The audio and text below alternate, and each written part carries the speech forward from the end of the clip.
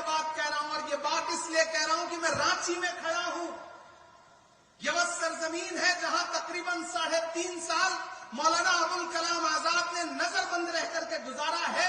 इन आबो हवाओं में, इन फजाओं में मौलाना आजाद की खुशबू है, यहां उनके एहसास है। मैं इसलिए यहां खड़ा होकर के यह बात कह रहा हूं। मैंने जब देश की पार्लियामेंट में अपनी तकरीर शुरू की थी तो उस समय भी मौलाना आजाद से शुरू की थी। मैंने कहा था कि 1947 में जामा मस्जिद की सीढ़ियों पर खड़े होकर के जब मौलाना आजाद ने तकरीर की थी और ये कहा था कि कहां जा रहे हो, ये है तुम्हारा मुल्क, यहां तुम्हारे आबाओ अजदाद की कब्रें हैं, तो लोगों ने अपने सरों की गठरियां उतार के रख दी थी। और आज उसी जामा मस्जिद की सीढ़ियों के पास सोए हुए मौलाना आजाद को फिर से सदा देनी पड़ेगी कि यह मेरी कब्र है, यह सरकार की जागीर नहीं है। यह सरकार जो आपकी इबादतगाहों को, आपके कब्रिस्तानों को अपनी जागीर बना लेना चाहती है, दरअसल मुखालफत उस सोच के खिलाफ है। वो जो अमेंडमेंट लेके आए हैं उसमें कुछ अमेंडमेंट इतने खतरनाक हैं कि अगर वो जमीन पर उतर गए और लागू हो गए तो हर शहर में, हर जगह ये सरकार एक अलग तरीके की फिरका परस्ती फैलाना चाहती है। हम लोग उसके खिलाफ पार्लियामेंट में भी लड़ रहे थे, सुप्रीम कोर्ट में भी लड़ रहे हैं। हमारे कई साथी हैं जिन्होंने अपने अपने तौर पे खुद से पिटीशन फाइल किया है। मैं भी पार्लियामेंट में लड़ने के बाद सुप्रीम कोर्ट में भी इस मुद्दे पे लड़ रहा हूं और हमें सुप्रीम कोर्ट से बहुत उम्मीदें हैं कि वो आईन का पास जरूर रखेंगे, लेकिन हर लड़ाई सिर्फ पार्लियामेंट और न्यायालयों तक ही नहीं लड़ी जाती। और मैंने तो पार्लियामेंट में भी छाती ठोक के ये बात कही थी कि आज जो आप कृषि कानून, आज जो आप ये वक्फ का कानून लेकर के आए हैं, इसी ठसक और इसी जिद के साथ आप देश की पार्लियामेंट में सीए का कानून भी लाए थे और आपने ये कहा था कि हम दूसरे मुल्कों में बसने वाले हिंदू भाइयों को हिंदुस्तान में ला करके उनको नागरिकता देंगे, उनको सिटीजनशिप देंगे। लेकिन मैंने उनकी पोल खोलते हुए ये बात कही थी कि पिछले 10 साल में 2000 हिंदू भाई भी आपसे नागरिकता मांगने के लिए नहीं आए। इसके उलट 15 लाख हिंदुस्तानियों ने पिछले 10 साल में हिंदुस्तान की सिटीजनशिप छोड़ दी, दूसरे मुल्कों में जाकर के बस गए। यह अंजाम हुआ है उस कानून का। ऐसे ही कृषि कानून लेकर के आए थे, उसके फायदे गिनवाए थे पूरे मुल्क को उन्होंने। लेकिन आपको याद होगा, मैं सलाम करूंगा अपने देश के किसानों को, क्या उन्होंने दिल्ली की सरहद पर आकर के अपने तंबू गाड़ दिए। 700 किसान शहीद हो गए और एक दिन मजबूर होकर के देश के प्रधानमंत्री को अपने रूधे गले के साथ देश से कहना पड़ा कि हम कृषि कानून वापस ले रहे हैं। यह अंजाम हुआ उस कानून का। तो आप ये मत समझिए कि देश की पार्लियामेंट में कानून उन्होंने पास कर दिया तो अब आप खामोश होकर बैठ जाएंगे। नहीं, देश का आईन आपको ताकत देता है, आपको इजाजत देता है और आपसे कहता है कि अगर कोई कानून अवाम के खिलाफ है तो उस पर बात होनी चाहिए, एहतजाज होना चाहिए। और मुझे खुशी है कि पूरे मुल्क का मुसलमान एहतजाज कर रहा है और ये कह रहा है कि हम इस लड़ाई को छोड़ेंगे नहीं, इस लड़ाई को लड़ते रहेंगे। क्योंकि हम करें बात दलीलों से तो रद्द होती है, हम करें बात दलीलों से तो रद्द होती है। उनके होठों की खामोशी भी सनद होती है। कुछ न कहने से भी छिन जाता है एजाज़े सुखन, जुल्म सहने से भी जालिम की मदद होती है। ये जुल्म सहना नहीं है, इसके खिलाफ आवाज उठानी है। क्योंकि इसी जमीन में जो खुददारी बोई है मौलाना अबुल कलाम आजाद ने, मैं आज रास्ते में आ रहा था तो मैं दिल्ली के जामा मस्जिद में 1947 में उनका दिया गया भाषण, उनकी तकरीर पढ़ रहा था। तो मुझे लगा कि जब मैं वहां खड़ा होऊंगा तो मैं दोनों को कैसे एक दूसरे से कनेक्ट करूं। 1947 में दिल्ली की जामा मस्जिद की सीढ़ियों पे मौलाना आजाद की तकरीर, और 3.5 साल यहां नजरबंद रहते हुए उन्होंने जो सोचा, जो लिखा, शायद दोनों बहुत एक दूसरे से कनेक्ट करते हैं। और आज तो बारिश भी हुई है। उन्होंने उस वक्त कहा था तकरीर करते हुए कि अजीजों, अपने दिलों को मजबूत बनाओ, अपने दिलों को मजबूत बनाओ और अपने दिमागों में सोचने की आदत डालो, फिर देखो ये फैसले तुम्हारे लिए कितने फायदेमंद होंगे। ये देखो, मस्जिद के मीनारे तुमसे उचक उचक कर सवाल कर रहे हैं कि तुमने अपने तारीख के सफात को कहां गुम कर दिया है। अभी कल की ही बात है कि यही जमुना के किनारे तुम्हारे काफिलों ने वजू किया था, और आज तुम हो कि यहां रहते हुए खौफ महसूस करते हो। अजीजों, अपने अंदर एक बुनियादी तब्दीली पैदा करो। तुम्हारा खौफ बेजा है। मुसलमान और बुज़दिली एक जगह जमा नहीं हो सकता। सच्चे मुसलमान को कोई ताकत हिला नहीं सकती है, न कोई खौफ डरा सकता है। चंद इंसानी चेहरों के गायब हो जाने से डरो मत। अजीजों, तब्दीलियों के साथ चलो। यह ना कहो कि इसके लिए तैयार नहीं थे, बल्कि तैयार हो जाओ। सितारे टूट गए हैं, लेकिन सूरज तो चमक रहा है। उससे किरण मांग लो और उन अंधेरी राहों में बिछा दो जहां उजालों की सख्त जरूरत है। मैं तुम्हें ये नहीं कहता कि तुम हाकिमाना इक्तिदार के मदरसे से वफादारी का सर्टिफिकेट हासिल करो। मैं कहता हूं कि जो उजले नक्शो निगार तुम्हें इस हिंदुस्तान में माजी की यादगार के तौर पर नजर आ रहे हैं, उन्हें तुम्हारा ही काफिला लाया था। उन्हें भुलाओ नहीं, उन्हें छोड़ो नहीं, उनके वारिस बनकर रहो। समझ लो, तुम भागने के लिए तैयार नहीं तो फिर कोई ताकत तुम्हें नहीं भगा सकती है। आओ अहद करो कि ये मुल्क हमारा है। आओ अहद करो कि ये मुल्क हमारा है। हम इसके लिए हैं और इसकी तकदीर के बुनियादी फैसले हमारी आवाज के बगैर अधूरे रहेंगे। आज जलजलों से डरते हो, कभी तुम खुद जलजला थे। आज अंधेरे से कांपते हो, क्या याद नहीं रहा कि तुम्हारा वजूद खुद में एक उजाला था? ये बादलों ने मैला पानी क्या बरसाया कि तुमने भीग जाने के डर से पायजामे ऊपर चढ़ा लिए?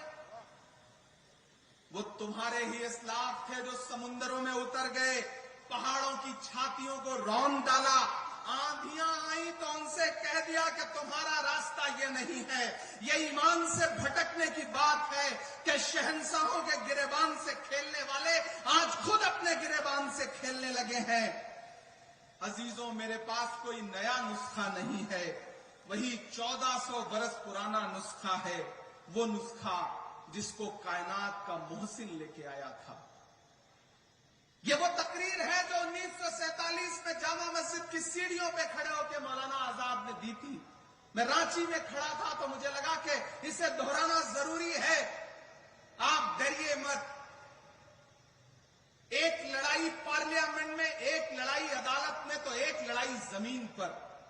आपकी इबादतगाहों के खिलाफ, आपकी दर्सगाहों के खिलाफ, आपके कब्रिस्तानों के खिलाफ कोई हाथ बढ़ता है तो आगे बढ़कर के उस पंजे से पंजा लड़ाओ और कहो कि हम इसके मुहाफिज हैं। हम अपने पुरखों की, अपने अजदाद की दान की हुई जमीनें, वक्फ की हुई जमीनें लूटने नहीं देंगे। हुकूमत कह रही है कि वो पसमानदा के हुकूक के लिए इस वक्फ में अलग से प्राविधान करेगी।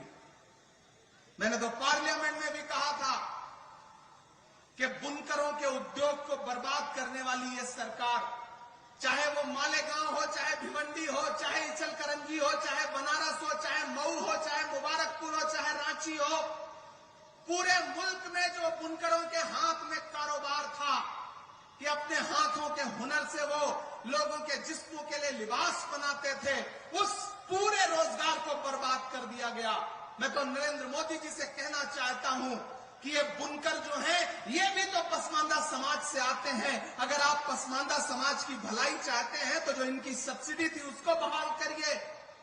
आप कहते हैं कि आप मुस्लिम बहनों के हुकूक के लिए कानून लेकर के आए हैं और वक्फ में आप मुस्लिम बहनों को हिस्सा देंगे।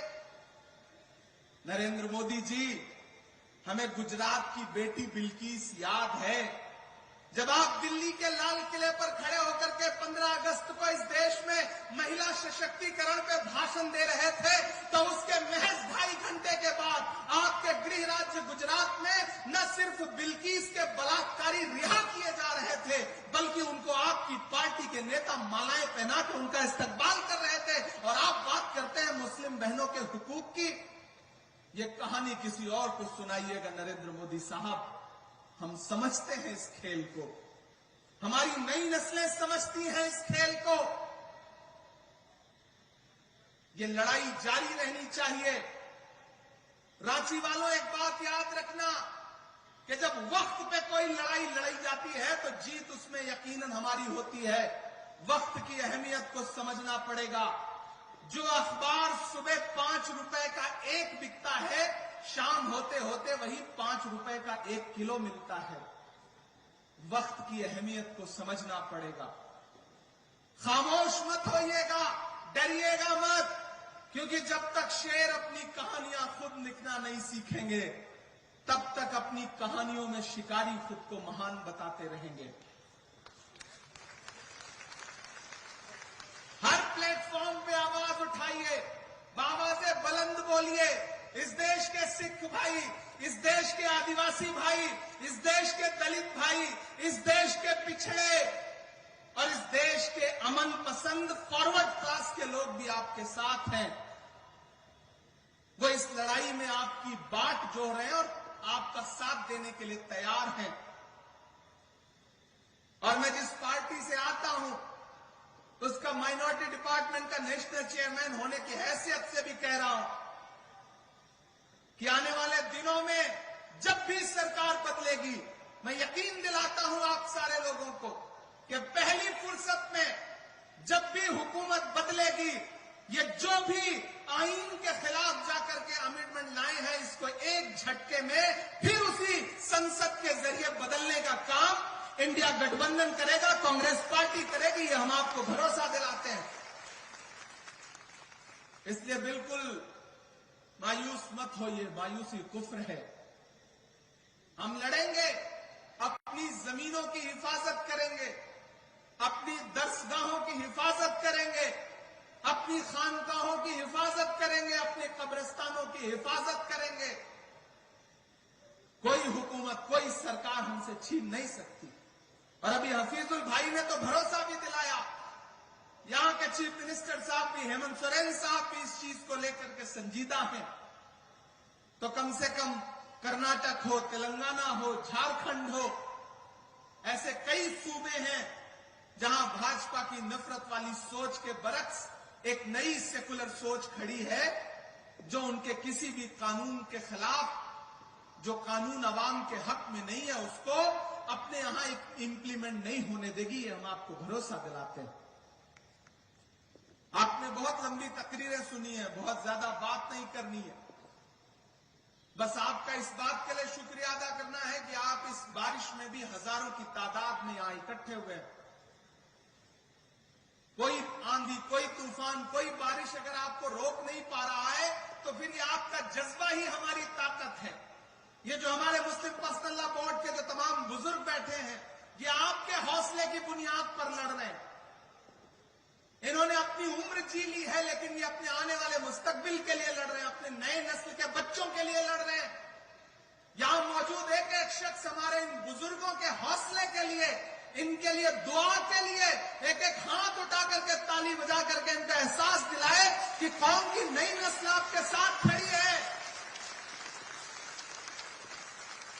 आप पूरे मुल्क में इस आंदोलन की अलख जगा के रखिए, इंकलाब बर्पा करके रखिए। इंशाअल्लाह नई नस्ल आपको जब भी जरूरत होगी, बदन में जो भी लहू है तेरी अमानत है, जहां जहां हो जरूरत वसूल कर लेना। हम सारे लोग किसी कुर्बानी से पीछे नहीं हटेंगे।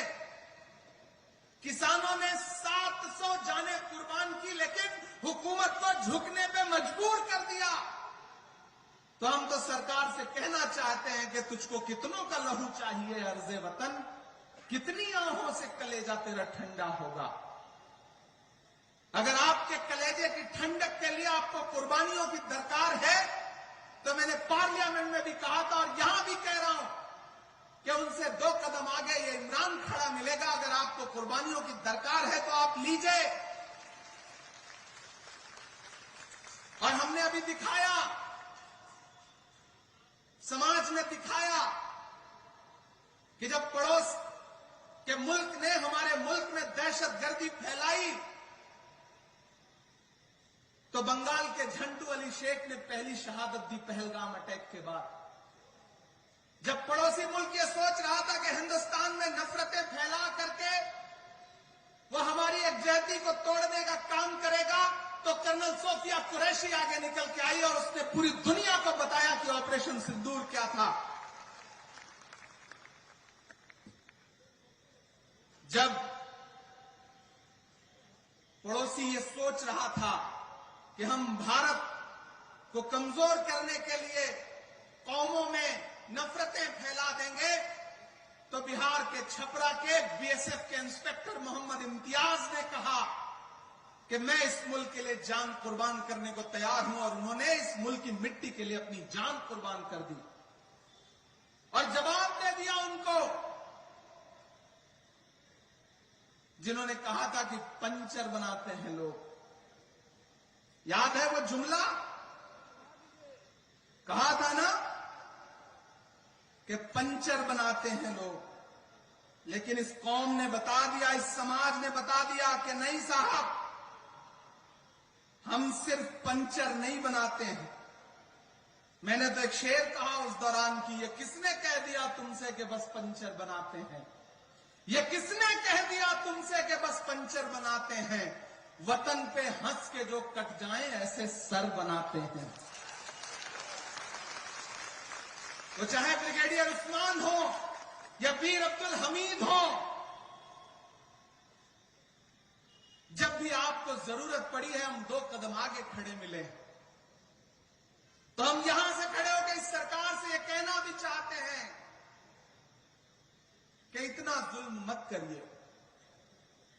ये बड़े भोले भाले लोग हैं, खुदा ने इनके हाथों में हुनर दिया है। अपने हाथों के हुनर की बुनियाद पर अपने लिए 2 रोजी और रोटी का जुगाड़ करते हैं, मेहनत करते हैं, कमाते हैं। इनको कम से कम सुकून से मस्जिदों में इबादत करने दीजिए, खानकाहों में बैठने दीजिए, दर्सगाहों में पढ़ने दीजिए और सुकून से कब्रों में सोने दीजिए। हमारी कब्रों पे बुलडोजर मत चलाइए। हम आपसे ये मुतालिबा करते हैं और हमें डराइए मत। मत समझना डराने से डर जाएंगे, अब के सारी हदों से गुजर जाएंगे। मत समझना डराने से डर जाएंगे, अब के सारी हदों से गुजर जाएंगे। मौत के नाम का खौफ देता है क्यों? मौत जिस रोज आएगी मर जाएंगे।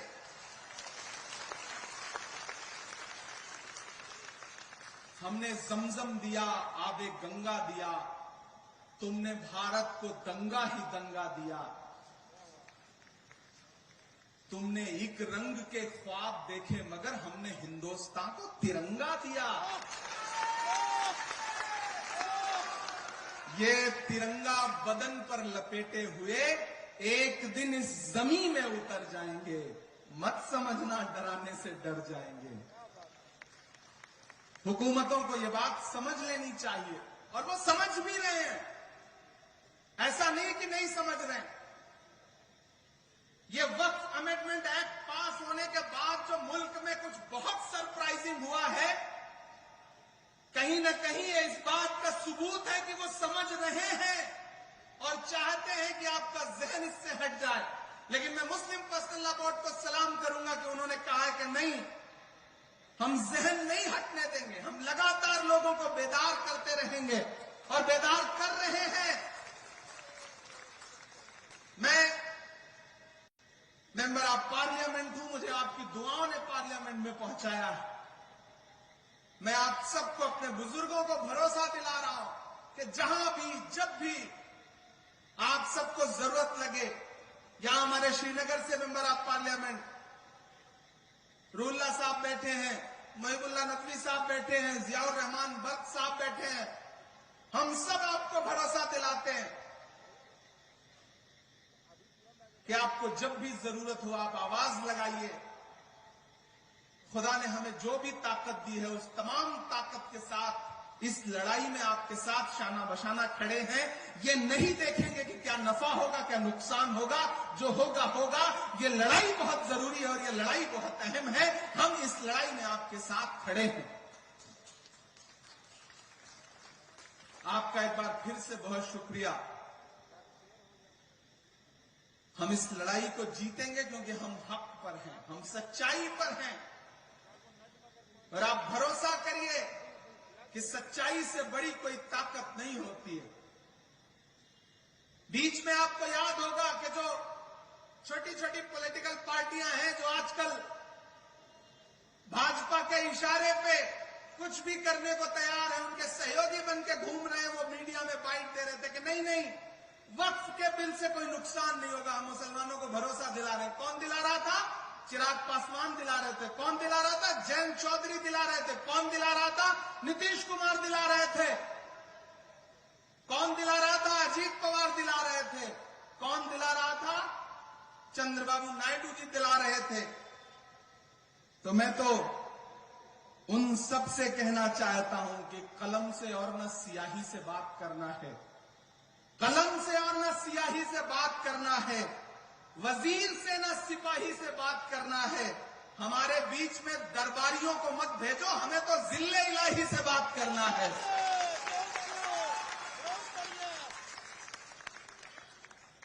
हम हुकूमत से सीधे कह रहे हैं कि आप आईन को कुचलिए मत। डॉक्टर बाबा साहब अंबेडकर का लिखा हुआ है जो आईन है, ये जो संविधान है, उसका आर्टिकल 14 हो, आर्टिकल 26 हो, आर्टिकल 30 हो, वो इस मुल्क के हर शहरी को, हर नागरिक को ये इजाजत देता है कि वो जैसे चाहें वैसे पूजा कर सकते हैं, इबादत कर सकते हैं, अपने इबादत गाहें बना सकते हैं, अपने गुरुद्वारे बना सकते हैं, मंदिर बना सकते हैं, मस्जिद बना सकते हैं। आप उस आईन को पामाल कर रहे हैं। नरेंद्र मोदी जी की बड़ी एक ऐसी बात आपको बताता हूं कि आपको लगेगा कि हां ये भी एक पहलू है। वो जब भी जिस चीज को ज्यादा रखने की कोशिश करें, ज्यादा उसके फेवर में दिखने की कोशिश करें, समझ लीजिए खतरा ज्यादा है। 2014 में याद है जब वो देश के प्रधानमंत्री बनकर पहली बार देश की पार्लियामेंट में आए थे, तो उन्होंने देश की पार्लियामेंट की सीढ़ियों पे माथा टेका था। याद है आपको वो तस्वीर? संसद में घुसने से पहले संसद की सीढ़ियों पे माथा टेका था। और अंजाम फिर क्या हुआ कि 10 साल बीतते बीतते उन्होंने पुरानी संसद ही बदल दी, नई संसद बना दी। इस बार उन्होंने क्या किया है? इस बार उन्होंने संविधान को माथा टेका है। इसलिए खतरा बहुत बढ़ गया है। ये जो एक्ट ला रहे हैं दरअसल ये संविधान को बदलने की साजिशें हैं। और उनके तमाम नेता हो, चाहे लल्लू सिंह हो, चाहे अनंत हेगड़े हो, चाहे दिया मिर्धा हो, चाहे अरुण गोविल हो, उन्होंने चुनावी नारों में कहा है कि हम संविधान बदलेंगे, हमें 400 सीटें दीजिए। वो तो भला हो इस देश के अमन पसंद लोगों का कि उन्होंने 400 पार का नारा लगाने वालों को 240 पे लाके अटका दिया। उनको हुकूमत चलाने के लिए 2 बैसाखियों की जरूरत पड़ी, एक नीतीश बाबू की, एक चंद्र बाबू की। एक भी बैसाखी हटकी, सरकार की सांस अटकी।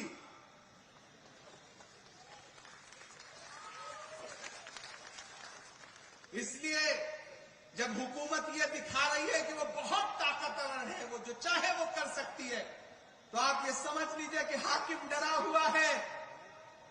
डरा हुआ इंसान अवाम को ज्यादा डराने की कोशिश करता है। इसलिए डरना नहीं है, बिल्कुल डरना नहीं है। हुकूमत की आंख से आंख मिला के कहना है कि मैं ये नहीं कहता कि मेरा सर न मिलेगा, मैं ये नहीं कहता कि मेरा सर न मिलेगा, लेकिन मेरी आंखों में तुझे डर न मिलेगा। पूरी दुनिया में उथल पुथल मची है, पूरी दुनिया में उथल पुथल मची है। इसलिए अपना किरदार दुरुस्त करो, दुआओं की सदाएं बुलंद करो, हक पर रहो। जो हक पे होगा उस हक के रास्ते में बड़ी ताकत है। जाते जाते एक शेर सुना के जा रहा हूं, आप कनेक्ट कर लेना मैं कहां से कह रहा हूं। नाम नहीं लूंगा कि कहीं दरिया, कहीं कोसार, कहीं झीलें हैं। रांची वालों, कान और दिमाग और दिल तीनों खोल के सुनिएगा और पहुंचाइएगा मैं जहां तक पहुंचाना चाहता हूं कि कहीं दरिया, कहीं कोसार, कहीं झीलें हैं। मैं अभी यहीं बैठा था तो बड़ा जिक्र हुआ, हमारे चिश्ती साहब बोल रहे थे तो उन्होंने जिक्र किया। बैठे बैठे ये मिसरे हुए कि कहीं दरिया, कहीं कोसार, कहीं झीलें हैं। ऐ मेरे रब तेरे होने की ये तफसीलें हैं। कहीं दरिया, कहीं कोसार, कहीं झीलें हैं। ऐ मेरे रब तेरे होने की ये तफसीलें हैं। जालिमों पर जो बरसती हुई देखी हमने, तैयार रहना, जालिमों पर जो बरसती हुई देखी हमने, ये मिसाइल नहीं है, ये तो अबाबीलें हैं।